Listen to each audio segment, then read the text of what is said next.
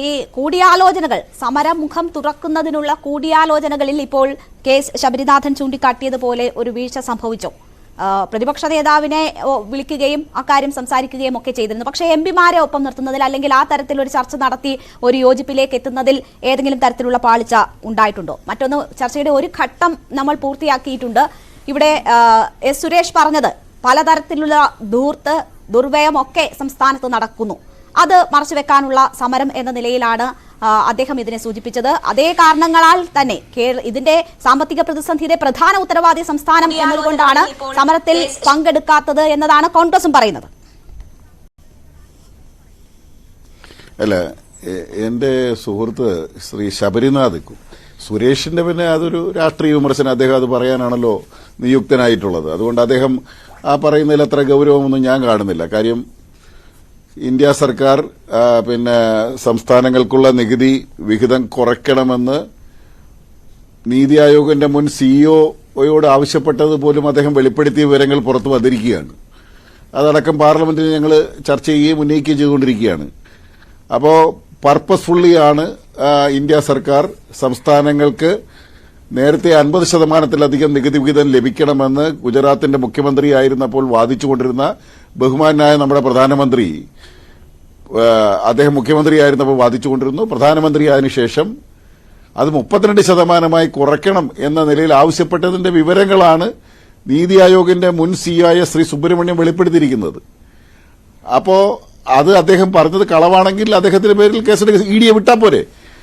എന്തുകൊണ്ടിങ്ങനെ പറഞ്ഞു എന്നുള്ളത് ഇഡി കയ്യിലിരിക്കുന്നിടത്തോളം കാലം മേലാൽ അദ്ദേഹം പിന്നെ പറയത്തില്ല. അപ്പൊ ആ രൂപത്തിൽ പോലും ഇപ്പൊ നടപടി നീക്കിയിട്ടില്ല. അപ്പൊ എന്തായാലും ആ വസ്തുത ഇങ്ങനെ നമ്മുടെ രാഷ്ട്രീയ മണ്ഡലത്തിൽ, സാമ്പത്തിക മണ്ഡലത്തിൽ ഇങ്ങനെ നിൽക്കുകയാണ്. ശ്രീ സുരേഷിന് ആ നീതി ആയോഗിന്റെ സിഇഒ പറഞ്ഞതാണ് ഏറ്റവും നല്ല മറുപടി. ഞാൻ അതിന്റെയൊക്കെ കടക്കുന്നില്ല. പക്ഷേ ശ്രീ ശബരിനാഥ് പറയുന്നതിലാണ് എനിക്ക് മനസ്സിലാകാത്തത്. ഇതുവരെ ബഹുമാനപ്പെട്ട മുഖ്യമന്ത്രി പാർലമെന്റ് സമ്മേളനം നടക്കുന്നതിന് മുമ്പായി മിക്കവാറും എല്ലാ സമയത്തും അതിനു മുമ്പായി ഞങ്ങൾ പാർലമെന്റ് അംഗങ്ങളുടെ യോഗം വിളിച്ചു കൂട്ടാറുണ്ട്. അവിടെ ആ പാർലമെന്റ് യോഗത്തിന് മുമ്പായി എംപിമാരുടെ കോൺഫറൻസിൽ ചർച്ച ചെയ്യപ്പെടേണ്ട അജണ്ട ഞങ്ങൾക്ക് മുൻകൂട്ടി തരാറുണ്ട്. അവ ചർച്ച ചെയ്യുകയും എല്ലാ പാർലമെന്റ് അംഗങ്ങളും എന്റെ സഹപ്രവർത്തകരായ കോൺഗ്രസിന്റെ അംഗങ്ങളെല്ലാം ആ യോഗത്തിൽ പറയാറുണ്ട്, ഞങ്ങളിതെല്ലാം ശക്തമായി ഉന്നയിക്കാം എന്ന് പറഞ്ഞാണ് വരുന്നത്. പക്ഷേ എന്റെ അനുഭവം മറിച്ചാണ്.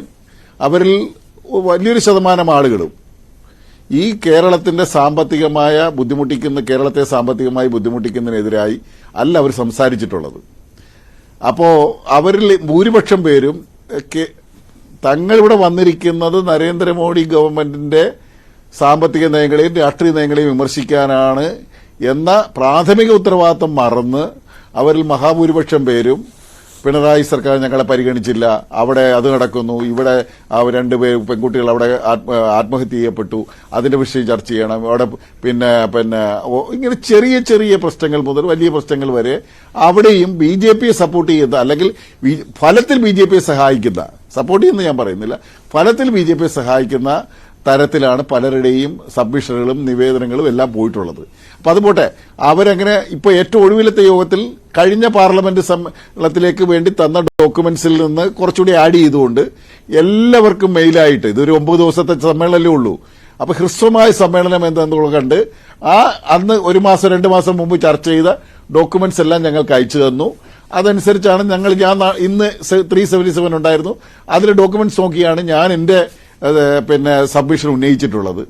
അപ്പൊ ഇതെല്ലാം ഞാൻ പറയുന്നത് നമ്മുടെ നമ്മുടെ രാജ്യത്തിന്റെ ഗവൺമെന്റിന്റെ ഫെഡറൽ സ്ട്രക്ചറിനെ തകർത്തുകൊണ്ട് സാമ്പത്തികമായി സ്റ്റേറ്റുകളെല്ലാം ദുർബലമാക്കി അധികാരം മുഴുവൻ സെൻട്രലിലേക്ക് കേന്ദ്രീകരിക്കപ്പെടുന്ന ഒരു നയപരമായ പ്രശ്നത്തെയാണ് തങ്ങൾ എതിർക്കേണ്ടത്. ഇവിടെ ഞങ്ങൾക്ക് ഇപ്പൊ കേരള ഗവൺമെന്റിനെ കുറിച്ച് അവർക്ക് വിമർശനമുണ്ടെങ്കിൽ ശക്തമായി പറയാം. ഞങ്ങൾ ഇതെല്ലാമാണെങ്കിൽ പോലും ഈ ഗവൺമെന്റ് അങ്ങനെ അടിച്ചു, ദൂർത്തടിച്ചു, മറ്റേതു മറിച്ച് ചെയ്തു, ആന ചെയ്തു, കൂനി ചെയ്തു എന്നൊക്കെ പറഞ്ഞുകൊണ്ടാണെങ്കിൽ പോലും ഇന്ത്യ സർക്കാരിന്റെ ഈ സാമ്പത്തിക നയത്തിനെതിരായിട്ടുള്ള സമരം എന്ന നിലയിൽ ഞങ്ങളതിനെ പിന്തുണയ്ക്കും എന്ന് പറയലാണ് കോൺഗ്രസ് സ്വീകരിക്കേണ്ടിയിരുന്ന നയം. പക്ഷെ അത് ഒരിക്കലും കോൺഗ്രസ് പൊട്ടക്കിണറ്റിലെ തവളകളെ പോലെ വെറും കേവലമായ ഒരു രാഷ്ട്രീയാരോപണത്തിന്റെ പേരിൽ ഈ വിഷയം ഉന്നയിക്കുമ്പോഴാണ് ഈ എന്താ പറയുക കാവ്യനീതി എന്നൊക്കെ പറയുന്ന പോലെ ഇവർക്ക് മുഖത്തടിച്ച മറുപടിയാണ് കർണാടകയുടെ സമരം. ഇപ്പൊ തെലങ്കാന സമരത്തിലേക്ക് വരികയാണ്, മറ്റു പല സ്റ്റേറ്റുകളിൽ സമരത്തിലേക്ക് വരികയാണ്. BJP-ക്കാർക്ക് മരണമെന്നുണ്ട്, അതിൽ BJP-ക്കാരെ അവർക്ക് വഴിവിട്ട് വേറെ സഹായികൾ പാക്കേജുകൾ വഴി കൊടുക്കുന്നതുകൊണ്ടാണ് അവർ വരാത്തത്. മറിച്ച് അവരെയും ബാധിക്കുന്ന പ്രശ്നങ്ങൾ കൂടിയാണ്. എന്താണ് പ്രശ്നം? അടിസ്ഥാന പ്രശ്നം എന്താ? നമ്മുടെ രാജ്യം ഒരു നിയമം പാസാക്കി, ഒരു രാജ്യം ഒരു നികുതി. നമ്മൾ ഈ സ്റ്റേറ്റുകൾ വേറെ നികുതി പിരിക്കണ്ട, കേന്ദ്രം പിരിക്കാം, പിരിച്ചിട്ട് ആ നികുതി വിഹിതം സംസ്ഥാനങ്ങൾക്ക് വീതം വയ്ക്കാം. അതാണ് നല്ലത്. അല്ലാതെ ലോകത്തെല്ലായിടത്തും നടപ്പിലാക്കി വരുന്ന ഒരു രാജ്യം ഒരു നികുതി, വൺ കൺട്രി വൺ ടാക്സ് നടപ്പിലാക്കുമ്പോൾ അത് നടപ്പിലാക്കാൻ തീരുമാനമെടുത്തു. എല്ലാവരും യോജിച്ചപ്പോൾ പറഞ്ഞു നമുക്കൊരു 5 വർഷത്തേക്ക് ഈ നികുതി വരുമാനത്തിൽ നിങ്ങൾക്കുണ്ടായിരിക്കുന്ന നഷ്ടം നികത്താൻ വേണ്ടി GST കോമ്പൻസേഷൻ തരും എന്ന് പറഞ്ഞു. അങ്ങനെ 12,000 കോടി രൂപ നമുക്ക് കിട്ടി 5 വർഷം കൊണ്ട്. 2022 ജൂൺ 30 ആ കോമ്പൻസേഷൻ നിലച്ചു. കിട്ടിക്കൊണ്ടിരുന്ന 12,000 കോടി കിട്ടുന്നില്ല. നമുക്ക് വരുമാനത്തിൽ അത്ര കണ്ട് വർധനം ഉണ്ടായിട്ടുമില്ല. ചെറിയ വർധനം ഉണ്ടായിട്ടുണ്ട്. പക്ഷേ നമ്മുടെ നികുതി വരുമാനത്തിൽ ഇപ്പോൾ ഇന്ത്യ സർക്കാർ നീതി ആയോഗിന്റെ മെനഞ്ഞാന്ന് പുറപ്പെടുവിച്ച കണക്ക് പ്രകാരം ഏറ്റവും കൂടുതൽ വരുമാനം നികുതി വരുമാനത്തിൽ ഉണ്ടാക്കിയ സ്റ്റേറ്റ് കേരളമാണ് എന്നും രേഖപ്പെടുത്തിയിട്ടുണ്ട്. തീർച്ചയായും. പക്ഷേ ശ്രീ ആരിഫ് എം പി, ഇവിടെ ഇപ്പോൾ ഈ പറഞ്ഞ കാര്യം ഉൾപ്പെടെയാണെങ്കിൽ പോലും അത് രാജ്യത്തിനാകെ ബാധകമാകുന്ന വ്യവസ്ഥകളും നിയമവുമാണ്. അതിൽ കേരളത്തോട് ഏതെങ്കിലും തരത്തിൽ വിയോജിപ്പ്, അല്ലെങ്കിൽ NDA BJP ഇതര സർക്കാരുകളോട് ഏതെങ്കിലും തരത്തിലുള്ള വിയോജിപ്പ് എന്ന് ചൂണ്ടിക്കാട്ടി ഒരു സമരമുഖം തുറക്കാനുള്ള അടിസ്ഥാനം എവിടെയാണ്? താങ്കൾ ഇപ്പോൾ ഈ ചൂണ്ടിക്കാട്ടിയതാണെങ്കിൽ പോലും രാജ്യത്തിനെല്ലാം ഒരുപോലെ ബാധകമാകുന്നതാണല്ലോ അത്.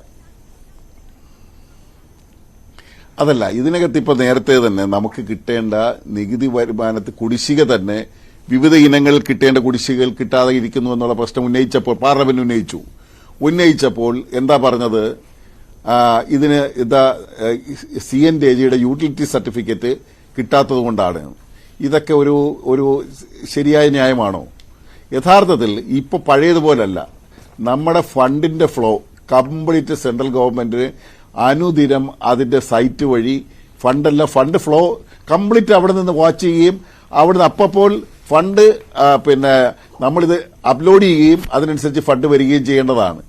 പക്ഷേ നമുക്ക് വരുന്നില്ല.